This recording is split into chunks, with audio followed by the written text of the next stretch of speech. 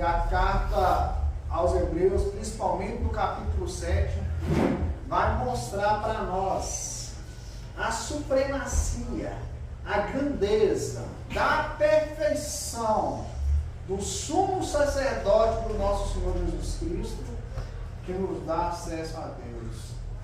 Você fala assim, Antônio, por que você usou essas palavras tão grandes, supremacia, grandeza, da perfeição do sacerdócio de Jesus Cristo? Porque não, grave isso bem no seu coração, porque daqui um dia da manhã vocês pensar em recuar, vocês pensar em voltar atrás, vocês pensar em abandonar a Cristo, grave isso na sua mente e no seu coração. Não há outro caminho, não há outro meio de nós achegarmos ao Pai, de nós sermos aceitos pelo Pai, de nós termos aceito a Deus, acesso a Deus. Você pode ficar de joelho o dia inteiro, você pode fazer o que você quiser, não te dá acesso ao Pai.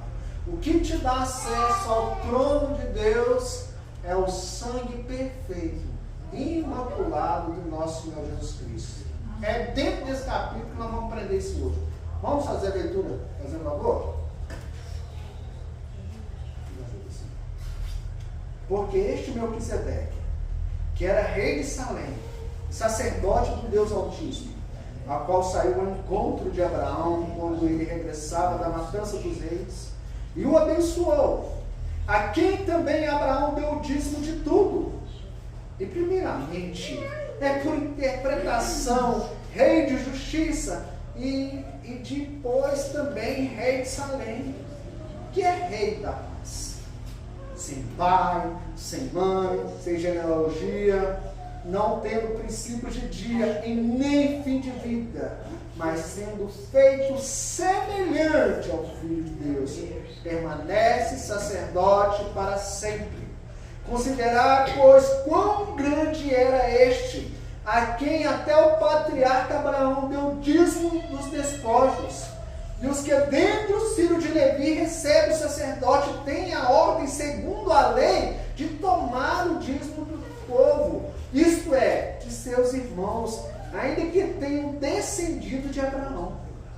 Mas aquele cuja genealogia não é contada entre eles, tomou o dízimo de Abraão e os abençoou, o que tinha as promessas. Agora, sem contradição alguma, o menor é abençoado pelo maior.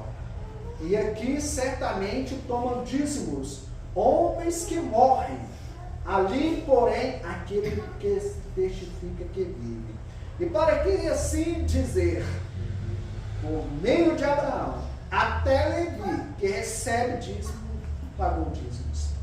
Porque ainda que estávamos longe do seu pai, quando Melquisedeque lhe saiu ao encontro, de sorte que a perfeição fosse pelo sacerdócio levítico.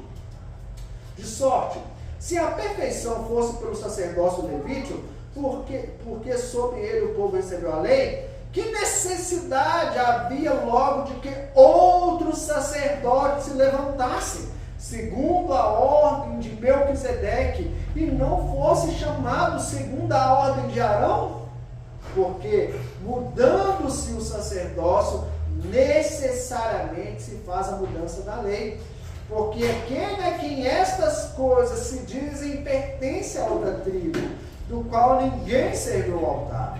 Visto ser manifesto que o nosso Senhor procedeu de Judá, e concernente a essa tribo nunca Moisés falou de sacerdócio, e muito mais manifesto é ainda, se a semelhança de Melquisedeque se levantar outro sacerdote, que não foi feito segundo o mandamento carnal, mas segundo a virtude da vida incorruptível, porque dele assim se testifica: tu és sacerdote eternamente, segundo a ordem de Melquisedeque, porque o precedente mandamento é abrogado por causa de sua fraqueza e inutilidade, pois a lei nenhuma coisa aperfeiçoou, e desta sorte é introduzida a melhor esperança, pela qual chegamos a Deus.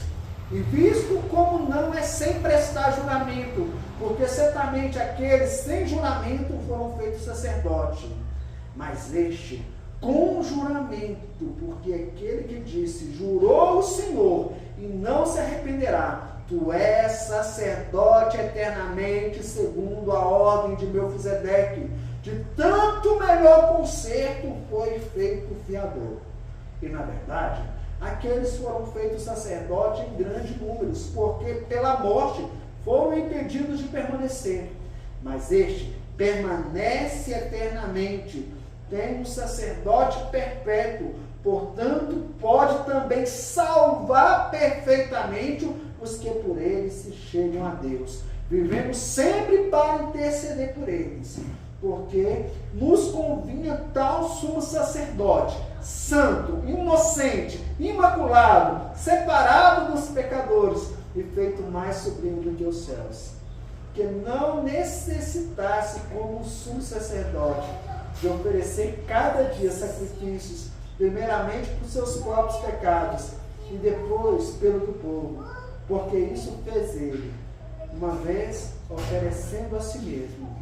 Porque a lei constitui sumos sacerdotes a homens fracos, mas a palavra do juramento, que veio depois da lei, constitui ao Filho, perfeito para sempre.